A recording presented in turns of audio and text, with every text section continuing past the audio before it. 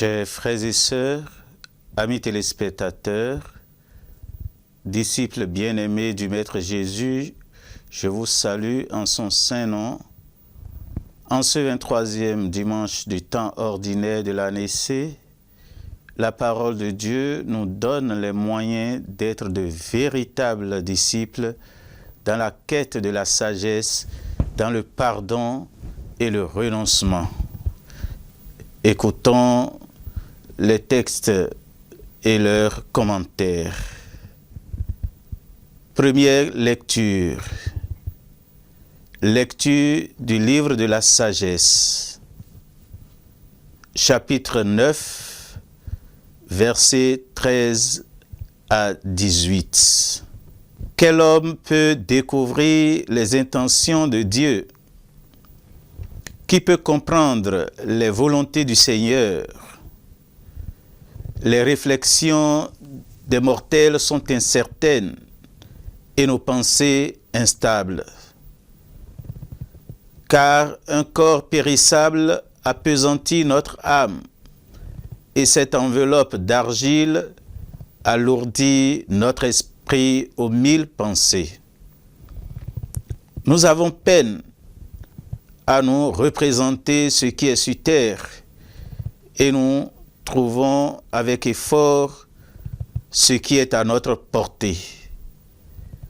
Ce qui est dans les cieux, qui donc l'a découvert et qui aurait connu ta volonté si tu n'avais pas donné la sagesse et envoyé d'en haut ton Esprit Saint.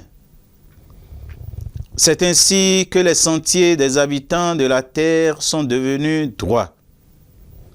C'est ainsi que les hommes ont appris ce qui te plaît et par la sagesse ont été sauvés. Parole du Seigneur. Le passage que nous venons d'entendre est tiré de la prière du roi Salomon.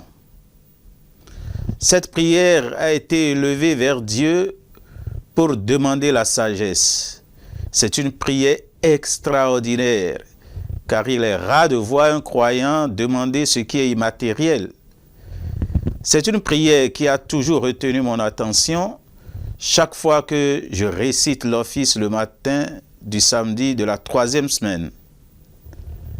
En effet, le cantique de ce samedi de la 3e semaine puise à ce passage les 11 premiers versets, à savoir sagesse 9, versets 1 à 11. Pour ce dimanche, nous méditons la dernière partie de cette prière qui va du verset 13 au verset 18. Ces versets affirment Dieu comme source et dispensateur de la sagesse. Il est la sagesse et il la communique à l'homme qui s'y dispose. Personne ne peut donc acquérir la sagesse indépendamment de Dieu. À ce sujet, l'auteur du livre de la sagesse semble communiquer avec la doctrine philosophique de son époque. Il utilise des termes comme mortel, corps périssable qui appesantit notre âme, enveloppe d'argile qui alourdit, qui sont des notions issues de la pensée philosophique grecque et étrangère à la pensée biblique. Il s'en sert dans le but d'apporter la lumière divine à la conception philosophique de l'acquisition de la sagesse. Il semble contester l'acquisition de la sagesse par la culture, mettant en relief la supériorité absolue de Dieu sur l'homme. Dans nos sociétés contemporaines, où de plus en plus l'homme tente d'effacer Dieu au fin d'opposer et d'oser le remplacer, cette péricope vient nous rappeler que l'homme ne peut en imposer à Dieu. L'homme a beau déployer d'énergie pour supplanter Dieu. il doit se convaincre de ce que Dieu seul voit par lui l'infini et l'infiniment supérieur. S'il est intelligent, il doit se convaincre qu'il le doit à Dieu.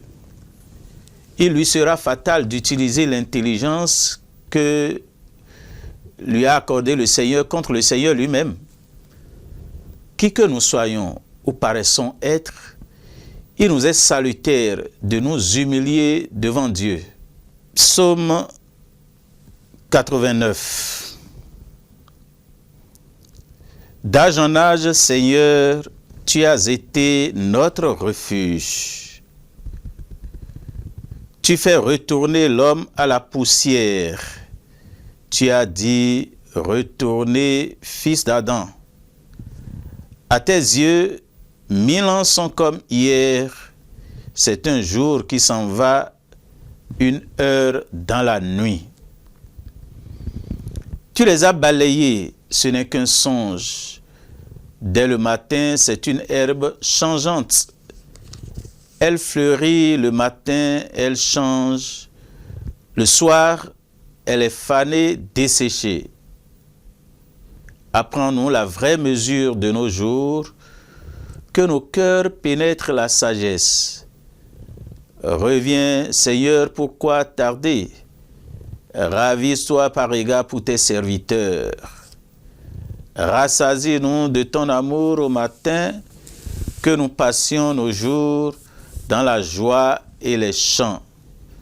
Que vienne sur nous la douceur du Seigneur notre Dieu, consolide pour nous l'ouvrage de nos mains. Le psaume de ce dimanche est attribué à Moïse, l'homme de Dieu. C'est une supplication collective sur la condition humaine. Il a des traits communs avec notre première lecture. Comme la première lecture, il pense l'homme dépendant de Dieu. En s'intéressant à la fragilité de l'homme, il magnifie la supériorité de Dieu. Le premier verset du psaume exprime cette dépendance de l'homme. Je cite, « D'âge en âge, Seigneur, tu as été notre abri. » Sans Dieu, l'homme n'est donc rien. Il est livré à tout danger. Ce verset fait mémoire des actes de bravoure du Seigneur liés à la libération de son peuple. Ainsi, le suppliant rappelle entre autres les plaies d'Égypte, la traversée de la mer, le don de la manne et de l'eau, etc. Dans tout ça, le Seigneur s'était montré un protecteur pour son peuple. Dans les versets que nous méditons, l'accent est mis sur la finitude de l'homme dont la fragilité est marquée par la matière dont il est fait. Cette réalité de l'homme rejoint ce qu'affirme Genèse chapitre 3, verset 19. « Tu es poussière, et à la poussière tu retourneras. » Le suppliant, tout en rappelant cette réalité, insiste sur l'infinitude de Dieu. L'homme, lui, il est assujetti au temps, tandis que Dieu passe infiniment le temps. Il est maître du temps et de l'histoire, comme on le dit. Voilà pourquoi le suppliant lui demande de relever l'homme de sa condition de fragilité. Cette prière a le mérite de reconnaître la faiblesse de l'homme qui a sans cesse besoin du secours de Dieu. Nous sommes appelés à reconnaître partout et en tout que sans le Seigneur, nous ne sommes rien et ne pouvons rien. C'est une question d'humilité et de prise de conscience.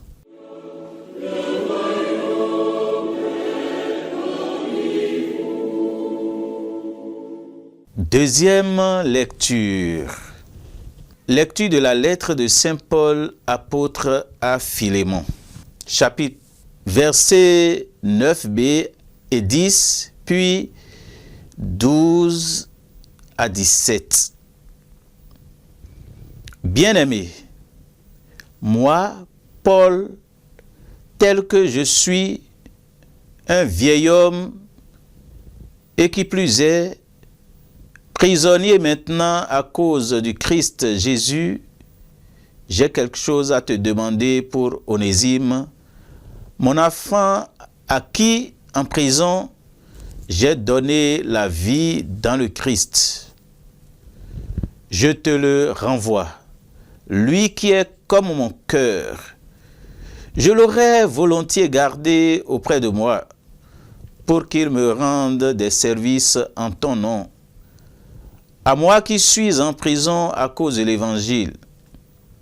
Mais je n'ai rien voulu faire sans ton accord pour que tu accomplisses ce qui est bien, non par contrainte, mais volontiers. S'il a été éloigné de toi pendant quelque temps, c'est peut-être pour que tu le retrouves définitivement, non plus comme un esclave, mais mieux qu'un esclave, comme un frère bien-aimé. Il l'est vraiment pour moi. Combien plus le sera-t-il pour toi, aussi bien humainement que dans le Seigneur? Si donc tu estimes que je suis en communion avec toi, accueille-le comme si c'était moi. Parole du Seigneur. Ce passage est tiré de la plus courte des lettres de Paul.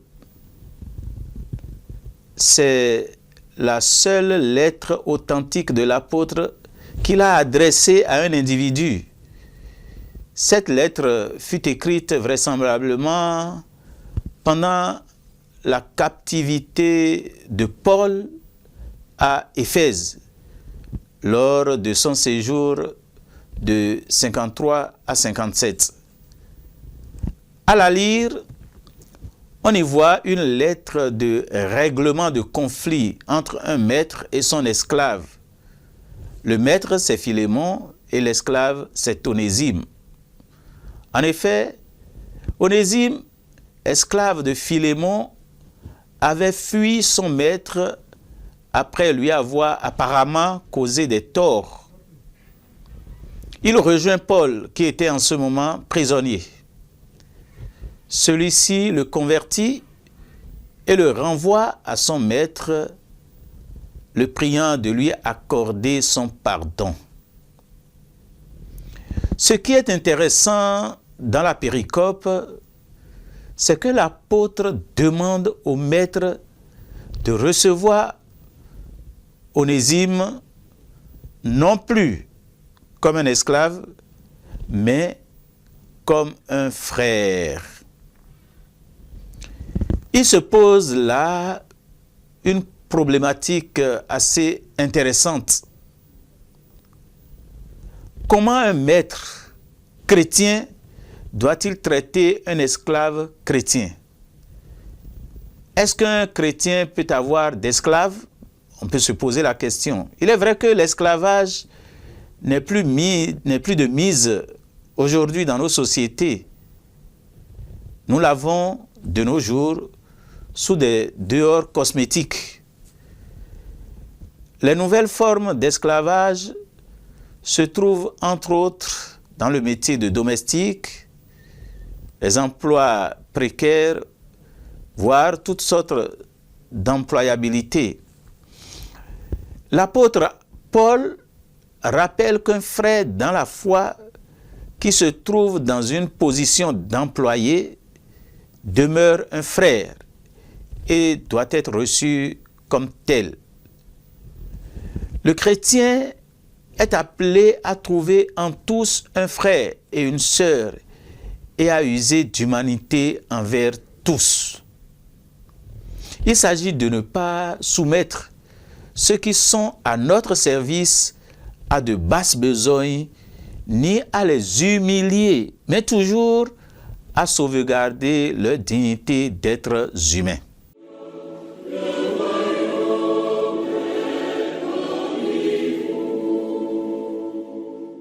Évangile de Jésus-Christ selon saint Luc.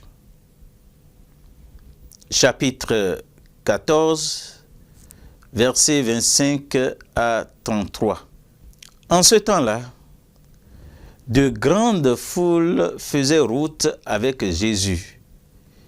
Il se retourna et leur dit, « Si quelqu'un vient à moi sans me préférer à son père, sa mère, sa femme, ses enfants, ses frères et sœurs, et même à sa propre vie, il ne peut pas être mon disciple. Celui qui ne porte pas sa croix pour marcher à ma suite ne peut pas être mon disciple. Quel est celui d'entre vous qui, voulant bâtir une tour, ne commence pas par s'asseoir pour calculer la dépense et voir s'il a de quoi aller jusqu'au bout? Car si jamais il pose les fondations et n'est pas capable d'achever, tous ceux qui le verront vont se moquer de lui. Voilà un homme qui commence à bâtir et n'a pas été capable d'achever. Et quel est le roi qui, partant en guerre contre un autre roi, ne commence pas par s'asseoir pour voir s'il peut, avec 10 000 hommes, affronter l'autre qui marche contre lui avec 20 000. S'il ne le peut pas, il envoie, pendant que l'autre est encore loin, une délégation pour demander les conditions de paix. Ainsi donc, celui d'entre vous qui ne renonce pas à tout ce qui lui appartient ne peut pas être mon disciple. Acclamons la parole de Dieu. La page d'évangile de ce dimanche nous aide à être de véritables disciples du Christ. Elle comporte 2 parties. Il y a d'abord une première partie qui dresse les obstacles à la vie du disciple. Ça va des versets 25 à 27. Et il y a une seconde partie qui est un appel à réfléchir avant de devenir disciple. Ce sont les versets 28 à 33. Dans la première partie, visiblement, la famille biologique, la vie et la croix sont présentées comme pouvant constituer de potentiels obstacles pour le disciple. L'obstacle, c'est ce qui empêche l'élan, ce qui empêche l'engagement zélé à la suite de Jésus. En parlant de préférence, le Seigneur invite à un choix radical et à une rupture avec ces potentiels obstacles. Vous voyez, le Seigneur parle de la famille en parlant de père, mère, femme, enfant, frères et sœurs, et parle de la vie, la propre vie du disciple. Tout ça là, ce sont des potentiels obstacles qu'il faut essayer de dépasser dans la vie de disciple. Parce qu'on ne peut pas être disciple du Christ et avoir le cœur tiraillé vers la famille ou tiraillé entre Jésus, entre le choix d'être pour Jésus et le choix de garder les liens avec les membres de sa famille. D'où l'obligation de se déterminer pour Jésus. Ou on aime Jésus, ou on ne l'aime pas. C'est pour ça qu'on peut parler de choix radical. Il n'y a pas de demi-mesure. Celui dont le cœur est tiraillé n'est pas un disciple, il lui sera difficile d'être le disciple attendu par le Christ. C'est pour cela qu'il faut opérer un choix sincère. Choisir, c'est renoncer, c'est se séparer. Ce qui est demandé ici, c'est une autre application du premier commandement du décalogue, à savoir aimer Dieu plus que tout, l'aimer de tout notre cœur, de toute notre âme et de toute notre force. Vous voyez, dans ce premier commandement, on appelle le disciple et le croyant à un choix radical. Si on choisit d'être croyant, on choisit en même temps de tourner dos à d'autres croyances. Dans la seconde partie de l'Évangile, nous avons deux petites paraboles. Une sur la tour et l'autre sur la guerre. Cette partie semble être un ajout du rédacteur ultime de Luc, puisqu'elle ne se trouve pas chez les autres synoptiques. J'entends Matthieu et Marc. On ne retrouve pas cette partie-là chez ces deux évangélistes. Cet ajout reprend un thème de la sagesse populaire qui est de réfléchir avant d'agir. En effet, vu qu'être disciple du Christ est coûteux, il faut mûrement réfléchir avant de s'engager à la suite du Christ. Je ne vais pas devenir chrétien pour la forme ou parce que mes amis le sont ou parce que tout le monde est disciple du Christ. Mais je deviens disciple du Christ parce que moi-même, j'ai réfléchi à tout ce à quoi m'engage cette décision. Et la réflexion à devenir disciple du Christ porte toujours sur des points de renoncement. C'est pour cela qu'au baptême, nous avons la partie de renoncement. On nous pose la question, renoncez-vous à Satan, renoncez-vous au péché, renoncez-vous à tout ce qui peut vous détourner du Christ? Et on répond joyeusement et devant tout le monde, oui, nous le pouvons, nous le voulons. Après cette réflexion, quand on devient disciple du Christ, il faut savoir que cette réflexion engage. Et en répondant à ce renoncement ou à ces renoncements, il faut être aussi capable de pouvoir vivre ces renoncements-là. Parce que le choix exige que l'on s'engage à renoncer effectivement à tout ce qui peut nous tenir loin du Christ. Parce qu'il est malheureux de devenir disciple du Christ et quelque temps après de devoir lui tourner dos pour d'autres obédiences.